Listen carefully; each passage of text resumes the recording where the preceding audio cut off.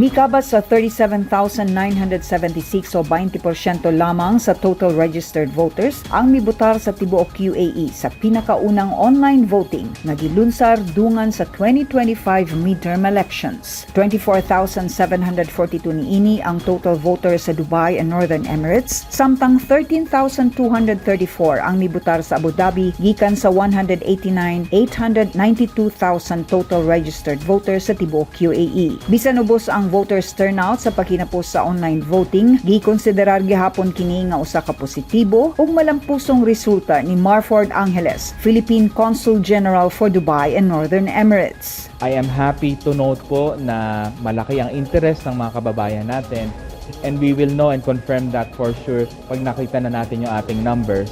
Lagi po silang nagtatanong paano bumoto at na nakita ko na very interested about isa. Bisan adunay gamay nga mga unforeseen glitches sa ilang pagbotar, positibo gihapon ang feedback sa mga botante nga nahimamat sa Newsline Philippines sulod sa konsulado mahitungod sa online voting.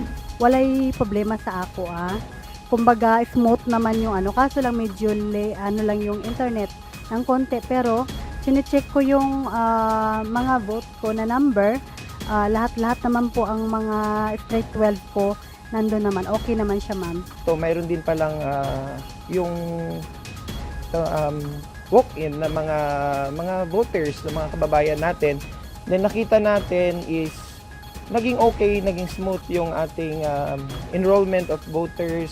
Ani ang top 12 senatorial candidates nga napili sa mga online voters sa United Arab Emirates. Number 1, Bongo. Number 2, Bato de la Rosa. Number 3, Rodante Marcoleta. Number 4, Jimmy Bondo. Number 5, Attorney Vic Rodriguez. Number 6, Raul Lambino. Number 7, JV Hinlo. Number 8, Philip Salvador. Number 9, Doc Marites Mata. Number 10, Apollo Kiboloy. Number 11, Gringo Honasan. Number 12, Aimee Marcos. Samtang sa party list nanguna ang Duterte Youth, gisundan kini sa OFW party list ug ikatulo ang ML party list ni former Senator Laila De Lima. Ang 30-day online voting period para sa mga OFWs opisyal nga gilunsar sa Commission on Elections sa mga mission posts ni adtong Abril 13 ug natapos kini kagahapon, Mayo 12 punto alas 3 sa hapon. Henry Abenis Makahilo, Newsline Philippines. Stay safe.